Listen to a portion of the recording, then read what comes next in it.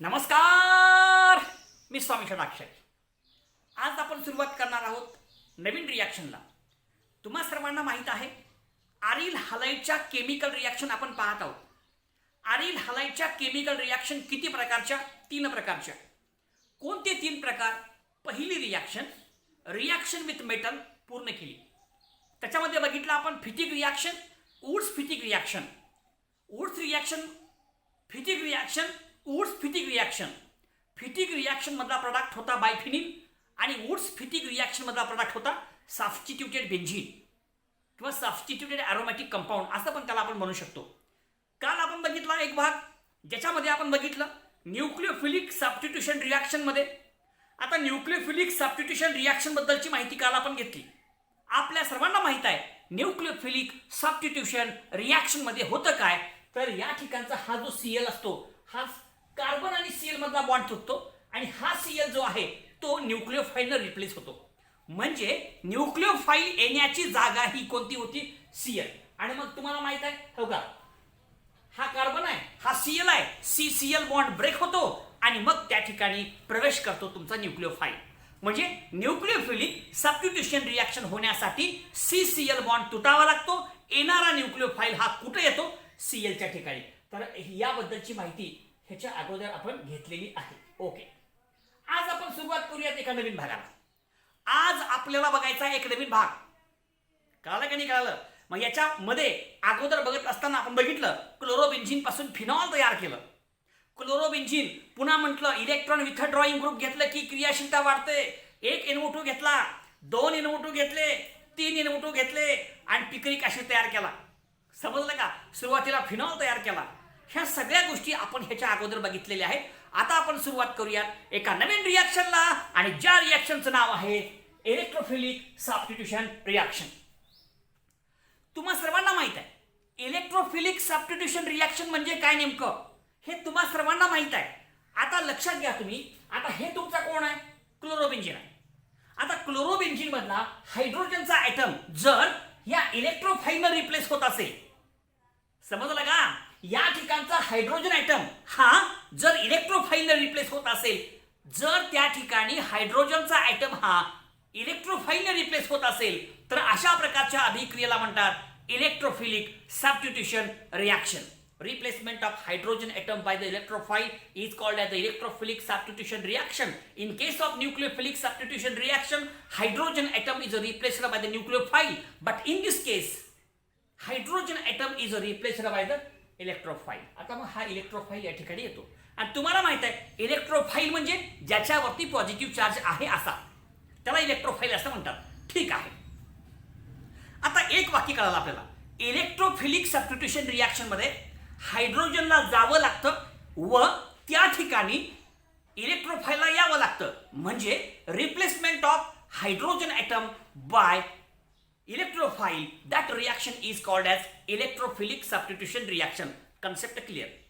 आता मला सांगा, एच इथं पण आहे, इथं पण आहे, इथं पण आहे, इथं पण आहे, इथं पण आहे, प्रत्येक ठिकाणी एच आहे. एच कुठला रिप्लेस करणार तुम्ही? आणि हे समजून घेत असताना मी तुम्हाला एक महत्वाचं वाक्य सांगतो. आता हा कोण आहे? सीएल. सीएलच्या जवळ कोण असतंय? Ortho position. त्याच्याजवळ मेटा पोझिशन, त्याच्याजवळ पॅरा पोझिशन. ज्या ठिकाणी ग्रुप जोडलेला आहे हा जो तुमचा सीएल ॲटम आहे त्याच्याजवळची पोझिशन असते आर्थो. ही पण आर्थो, ही पण आर्थो, ही मेटा आणि शेवटची जी आहे ती पॅरा. हे तुम्हाला कळालं असेल. आर्थो कुणाला म्हणायचं, मेटा कुणाला म्हणायचं, पॅरा कुणाला म्हणायचं. आता मी सांगतो तुम्हाला की बाबांनो, हा जर इलेक्ट्रोफाईल आला तर तो कुठे येईल? ह्या ठिकाणी येईल का, ह्या ठिकाणी येईल का, ह्या ठिकाणी येईल का, ह्या ठिकाणी येईल का, ह्या ठिकाणी येईल? तुम्ही सांगितलं हायड्रोजनचा ॲटम रिप्लेस होतो. मग मी म्हणेन हायड्रोजन हा 1 2 3 4 5 ठिकाणी आहे. मग कुठला रिप्लेस होईल? बाबांनो, एक वाक्य फार महत्वाचं आहे. हा जो सीएल आहे तो कसला माहिती आहे का? Ortho and para directing group आहे. सीएल जो आहे तो कसला आहे? Ortho and para directing group आहे. त्याच्यामुळं येणारा इलेक्ट्रोफाईल हा फक्त आणि फक्त आर्थो किंवा पॅरा पोझिशनलाच येऊ शकतो, दुसऱ्या ठिकाणी येऊ शकत नाही. हे वाक्य तुम्ही नीट ऐका. कान खोल के सुनो मेरे बच्चों, कान खोल के सुनो. सीएल जो है आर्थो प्यारा डायरेक्टिंग है है अगर कोई इलेक्ट्रोफाइल आ जाता है तो वो कहां पे आ जाएगा? आर्थो पे आ जाएगा या प्यारा पे आ जाएगा, मेटा पे हरगिज नहीं आएगा, कदापि नाही आएगा, कधीच येणार नाही. समजते का बघा?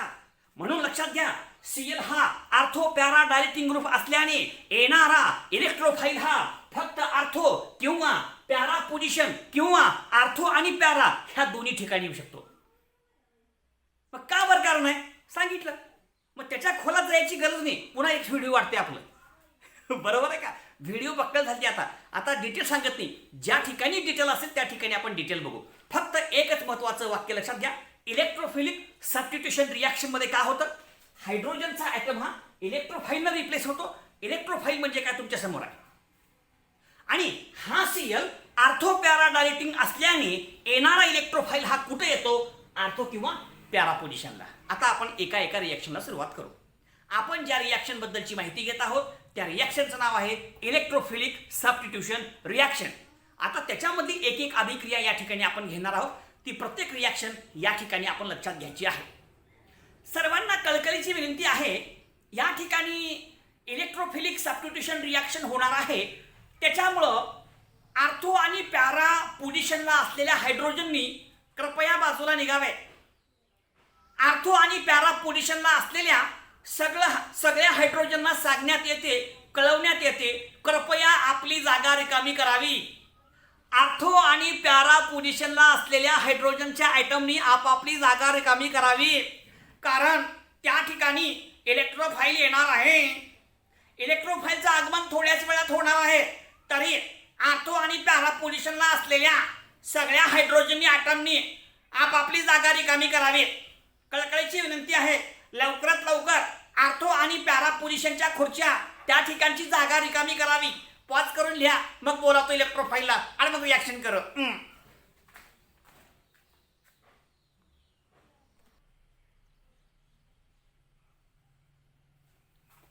ठीक आहे बघा, आता आपण एक एक रिॲक्शनला सुरुवात करूया.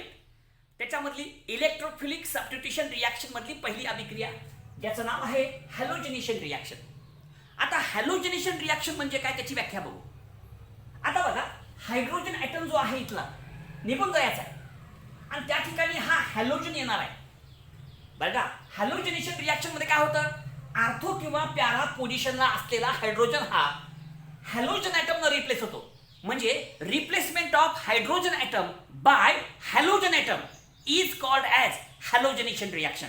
पुन्हा ऐका बरं का, replacement of hydrogen atom by halogen atom is called as halogenation reaction. झालं. मग आता हॅलोजनेशन म्हणलं की सीएल घेतलं, ह्याच्यामधला एक असेल मायनस, एक असेल प्लस. मग आता प्लस वाला काय झाला, इलेक्ट्रोफाइल. आपण आपल्याला कळण्यासाठी उभं लिहू असं. ठीक आहे. आता बघा, इलेक्ट्रोफाइल तुम्हाला माहित आहे. हॅलोजनेशन म्हणजे काय, हॅलोजनेशन म्हणजे replacement of hydrogen atom by halogen atom by electrophile. आणि इलेक्ट्रोफाइल कोण आहे, सीएल प्लस आहे. समजते का? बघा, नीट लक्षात घ्या मी काय सांगतोय. आणि सगळ्या रिॲक्शन आपण कुणाच्या बघतोय, अरिल हलाईड हॅलो अरिनच्या. उदाहरण घेतलंय क्लोरोबेन्झिन. उदाहरण घेतलंय क्लोरोबेन्झिन. आपण जे एक्झाम्पल घेतलंय ते क्लोरोबेन्झिन घेतलंय. चला, आता काय होईल हो का, तुम्हाला माहित आहे सीएल कसला आहे, आर्थो पॅरा डायरेक्टिंग. त्याच्यामुळं येणारा इलेक्ट्रोफाइल एक तर आर्थोला येईल किंवा पॅराला. ही पोझिशन आहे आर्थो, ही आहे पॅरा. तुम्हाला माहित पाहिजे, सीएलच्या जवळ आर्थो, त्याच्याजवळ मेटा, त्याच्याजवळ पॅरा. जर सीएल म्हणतो अरे जर कुणाला यायचं असेल तर जरूर या, पण लक्षात ठेवा तुम्हाला आर्थो किंवा पॅरा पोझिशनलाच यावं लागेल, कारण म्या सीएल, म्या कोण हाय, सीएल हाय. आणि म्या कसला आहे तुम्हाला माहित आहे, म्या हाय आर्थो पॅरा डायरेक्टिंग. म्हणून सीएलचा सगळ्यांना आदेश आहे, अरे इलेक्ट्रोफाइल नो तुम्ही येऊ शकता, परंतु लक्षात ठेवा जर तुम्हाला याचं असेल तर आर्थो किंवा पॅरा या ठिकाणीच यावं लागेल. आणि मग तुम्हाला माहित आहे सीएल हा आर्थो पॅरा डायरेक्टिंग आहे, त्याच्यामुळे येणारा इलेक्ट्रोफाइल हा एकतर आर्थो पोझिशनला येतो किंवा पॅरा पोझिशनला येतो. संपलं. मग आता बघा, आता कुठे येईल, शक्यता नंबर 1 आर्थो, शक्यता नंबर 2 पॅरा. हो का, आर्थोचा एच काय होईल, रिप्लेस होईल. त्या ठिकाणी कोण येईल, हा सीएल प्लस इलेक्ट्रोफाइल. एक तर इथं येईल किंवा या ठिकाणचा एच निघून जाईल पॅराचा आणि या ठिकाणी हा येईल. म्हणजे हा Cl प्लस इलेक्ट्रोफाईल एक तर आर्थो पोझिशनला येईल किंवा पॅरा पोझिशनला येईल. अशा दोन शक्यता. समजलं का? म्हणजे आर्थो पोझिशनचा एच हा रिप्लेस होईल इलेक्ट्रोफाईल Cl प्लस न किंवा पॅरा पोझिशनचा एच रिप्लेस होईल Cl प्लस या इलेक्ट्रोफाईलनं. म्हणजे दोन प्रोडक्ट आहे. पहिला बघा कुठं आला? आर्थोला. लिहू का आर्थोला इथं? कुठल्या ह्याचा इथं Cl लिहू जागा आहे का? थोडा अलीकडे लिहितो, थोडा अलीकडे लिहितो. पहा सॉरी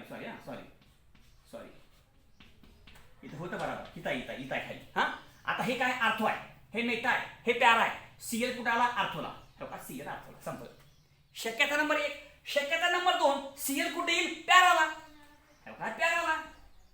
म्हणजे पहिला प्रोडक्ट आर्थो पोझिशनचा एच निघून गेला, त्या ठिकाणी Cl आला, त्याला म्हणतात आर्थो प्रोडक्ट. दुसरी शक्यता पॅरा पोझिशनचा एच निघून गेला, त्या ठिकाणी इलेक्ट्रोफाईल Cl प्लस आला, हा झाला पॅरा प्रोडक्ट. अशा प्रकारे आर्थो डायक्लोरोबेन्झीन आणि पॅरा डायक्लोरोबेन्झीन अशा प्रकारचे दोन प्रोडक्ट मिळाले आणि मग एच आणि Cl प्लस HCl झाली, रिॲक्शन झाली. अशा प्रकारचे दोन प्रोडक्ट मिळाले. समजलं? हॅलोजिनेशन झालं.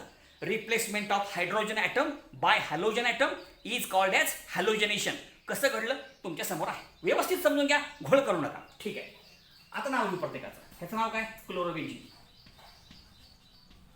प्रोडक्ट किती? 2. हा पहिला काय? 1,2 म्हणू आपण. 1,2 डायक्लोरोबेन्झीन. ठीक आहे. किंवा आर्थो डायक्लोरोबेन्झीन चालतंय. 1 2 3 4 1,4 हा डायक्लोरो 1,4 डायक्लोरोबेन्झीन. ठीक आहे. अशा प्रकारचे दोन प्रोडक्ट नावं लक्षात घ्या. ह्याला आर्थो डायक्लोरोबेन्झीन पण म्हणतात, ह्याला पॅरा डायक्लोरोबेन्झीन पण म्हणतात. हे एकमेकाच्या जवळ आहे. स्टेरिक हिंड्रन्स हा ना. कसं असते माहिती आहे का? एका ग्रुपच्या जवळ जर दुसरा ग्रुप आला तर ढकलते. चले जाओ हा ढकलते. डिशिम त्याला म्हणतात स्टेरिक हिंड्रन्स. मग आता हे का हे Cl ह्या Clच्या जवळ आहे, मग ह्यांच्यामध्ये स्टेरिक हिंड्रन्स वाढलं की ढकलते एकमेकाला, म्हणून हा झाला मायनर प्रोडक्ट. आता इथं Cl आणि हे Cl दूर आहेत एकमेकापासून. हा पॅरा प्रोडक्ट आहे, हा मेजर. पॅरा प्रोडक्ट हा मेजर असतो तर आर्थो प्रोडक्ट हा मायनर असतो. का बर? Steric hindrance. डिशिम. कळलं का? ओके. दुसरं बघा, सल्फोनेशन रिॲक्शन. आता जास्त सांगत नाही. आता काय होईल? हायड्रोजनचा ॲटम हा SO3H ग्रुपनं रिप्लेस होईल. हायड्रोजनचा ॲटम हा SO3H ग्रुपनं रिप्लेस होईल. आणि हायड्रोजन कुठला? आर्थो किंवा पॅरा पोझिशनचा. जर हायड्रोजनचा ॲटम हा SO3H ग्रुपने रिप्लेस होत असेल तर अशा प्रकारच्या अभिक्रियेला म्हणतात sulphonation reaction. Replacement of hydrogen atom by SO3H group किंवा sulphonic acid group is called as sulphonation reaction.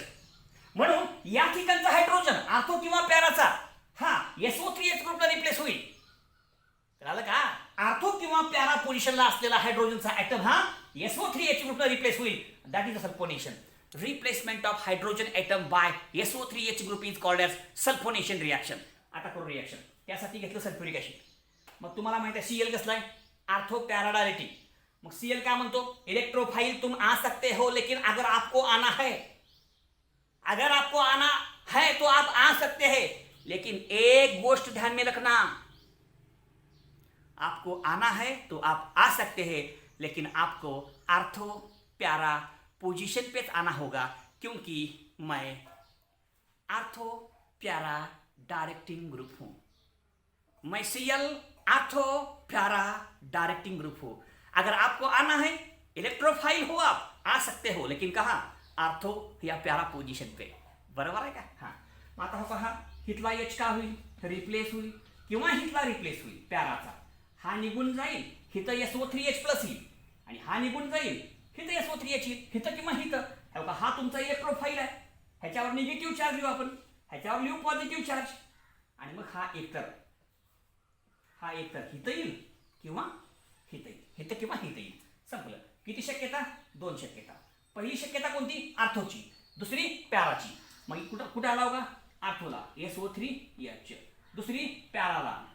कुठे लिहा कसं लिहायला पॅरालाम. जागा थोडं कमी पडते मी करतो ऍडजस्ट. प्लस ऍडजस्ट करू ठीक आहे.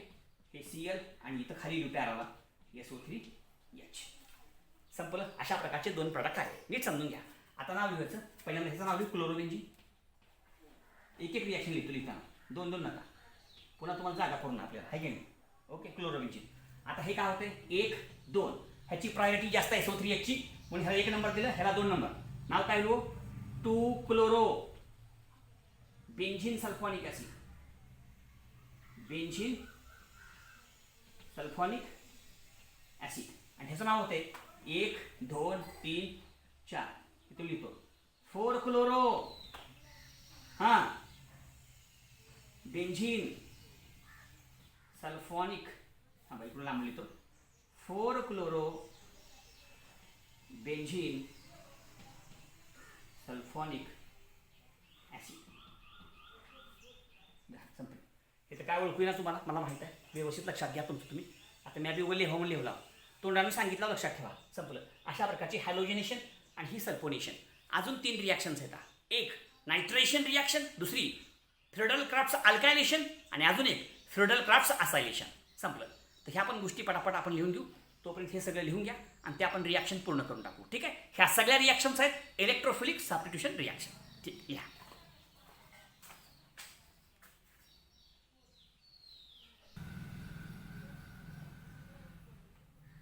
ठीक आहे. तर या ठिकाणी आपल्या रिॲक्शन स्टार्ट झालेल्या आहेत. 2 रिॲक्शन आपण पूर्ण केल्या. नेक्स्ट रिॲक्शन बघू नायट्रेशन रिॲक्शन. आता नायट्रेशन रिॲक्शन म्हणजे काय याच्याबद्दलची पण माहिती आपण घेऊया. नायट्रेशन रिॲक्शनसाठी आपल्याला लागतो नायट्रेटिंग मिक्सचर. एक वाक्य लक्षात घ्या. तुम्हाला जर नायट्रेशन करायचं असेल तर नायट्रेशन करण्यासाठी तुम्हाला काय लागणार आहे नाइट्रेटिंग मिक्सचर के बिना नाइट्रेशन हो नहीं सकता. ये हो नहीं सकता, ये हो नहीं सकता. कसं होऊ शकतं नाइट्रेटिंग मिक्सचरच्या शिवाय नायट्रेशन शक्य नाही. हा म्हणून लक्षात घ्या नायट्रेशन ही रिॲक्शन करण्यासाठी नायट्रेटिंग मिक्सचर लागतं.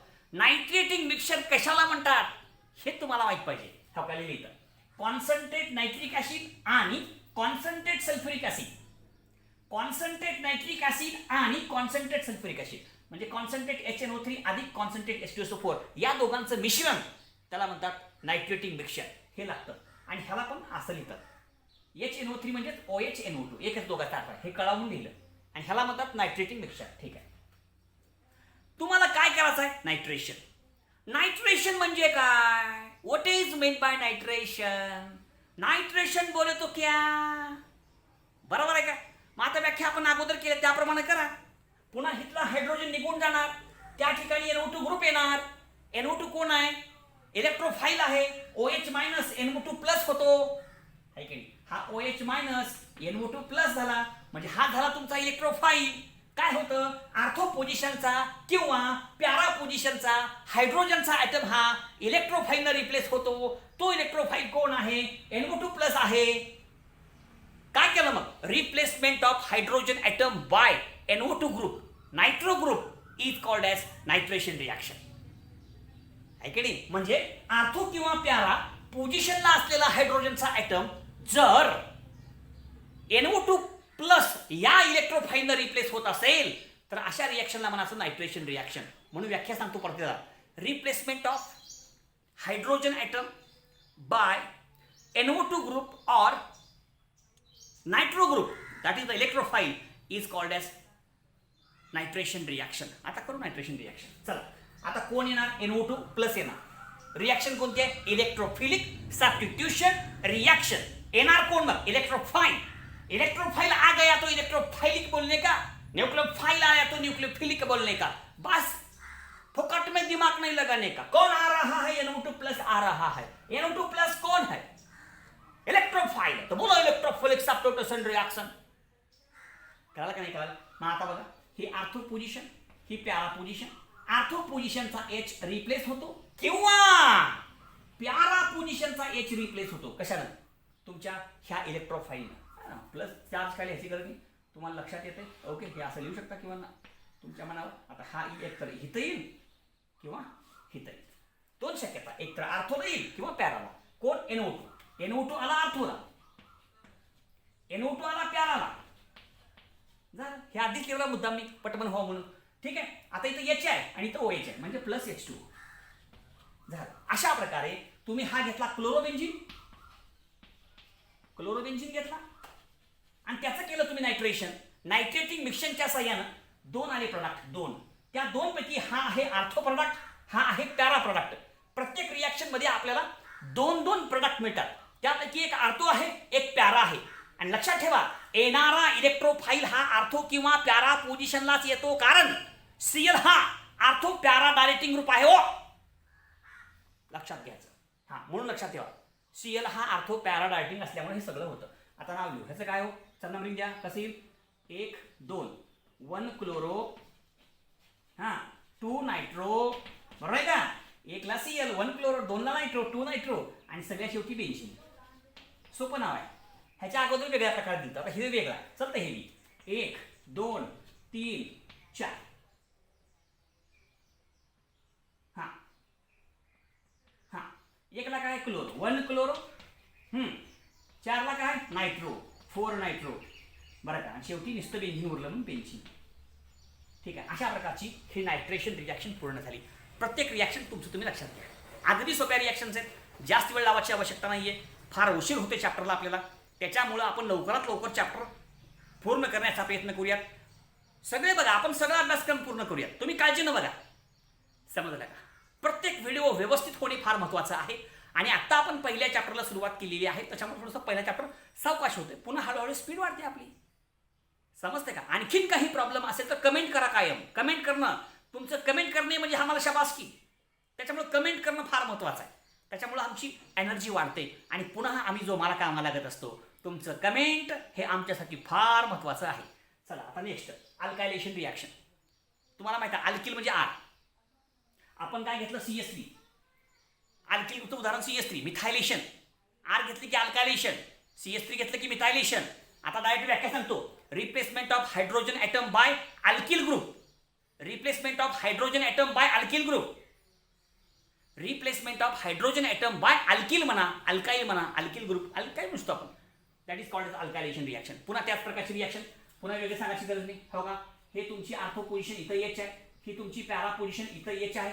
ह्या H ला निघून जावं लागणार आहे ना. मी आधी सांगितलंय, रिॲक्शन सुरू करण्याच्या अगोदर इलेक्ट्रोफाईलचं आगमन थोड्याच वेळात होणार आहे. तरी आर्थो आणि पॅरा पोझिशनच्या ठिकाणी असलेल्या हायड्रोजनच्या ॲटमनी आपापली जागा रिकामी करावी. हो, सांगितलं अगोदर, आपली जागा रिकामी करावी. कळकळीची विनंती आहे.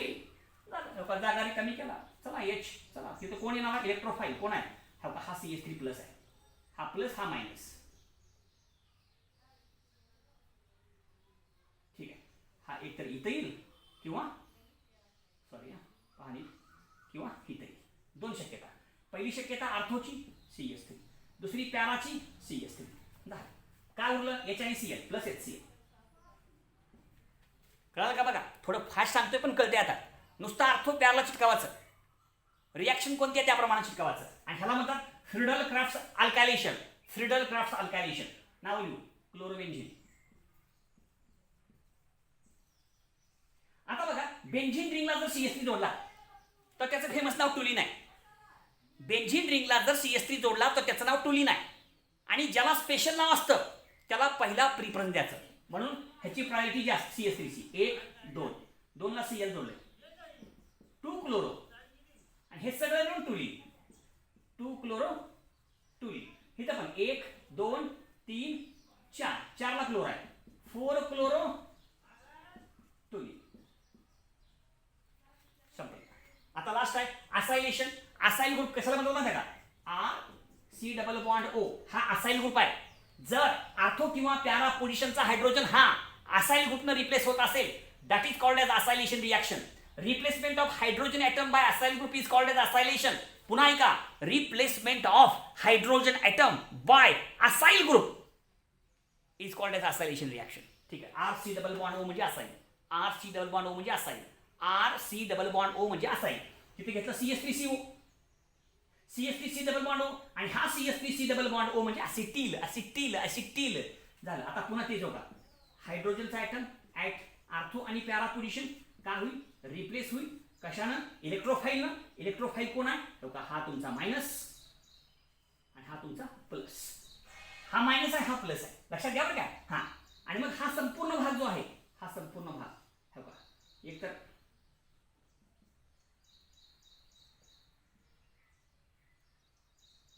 इथे येईल किंवा इथे येईल, संपूर्ण दोन शक्यता आहे की नाही. हा इलेक्ट्रोफाईल आहे आणि हा तुमचा न्यूक्लियोफाईल. याचं काय गरज नाही आता. ओके असो. आता कुठं आला, पहिली शक्यता थोडं वाकली लिहितो, जागा नाही म्हणून. C double bond O C S three ortho टाक आणि प्यारा कुठे येईल बा इथं, C double bond O C S three plus H आणि C L H C L. बघा दोन ठिकाणी आला तुमचा ग्रुप आला, कोणता, ॲसिटिल ग्रुप. असायलेशन रिॲक्शन म्हणतात कसं, फ्रिडल क्राफ्टचं असायलेशन लिहिलेवर आहे, फ्रिडल क्राफ्टचं असायलेशन. मग आता बघा हे बेंझिन रिंग आणि हे सीओ सी एस थ्री ह्याचं नाव ॲसिटोफिनॉन आहे. बेंझिन रिंग सीओ आणि सी एस थ्री ह्याचं नाव ॲसिटोफिनॉन. ह्याची प्रायोरिटी जास्त आहे, 1 2 2 ला का जोडलंय, सी एल म्हणजे 2 क्लोरो, खाली काय येईल, ॲसिटोफिनॉन. हा इथं बघा नंबर द्या, 1 ह्याची प्रायोरिटी जास्त आहे, 3 4 हा 4 ला क्लोरो, 4 क्लोरो आणि शेवटी ॲसिटोफिनॉन. संपलं. व्हिडिओ थोडा फास्ट झाला पण सर्वांना कळला असेल.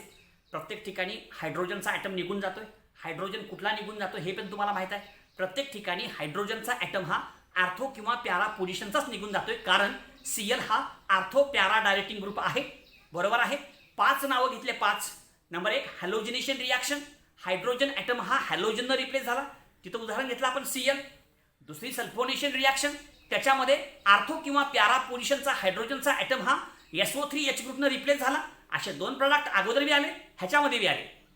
नायट्रेशन रिॲक्शनसाठी आपण घेतलं नायट्रेटिंग मिक्सचर. याच्यामध्ये आर्थो किंवा पॅरा पोझिशनचा जो हायड्रोजनचा ॲटम आहे तो NO2 ग्रुपनं म्हणजे नायट्रो ग्रुपनं रिप्लेस होतो. प्रत्येक ठिकाणी आर्थो आणि पॅरा याच पोझिशनचा हायड्रोजन ॲटम रिप्लेस होतोय.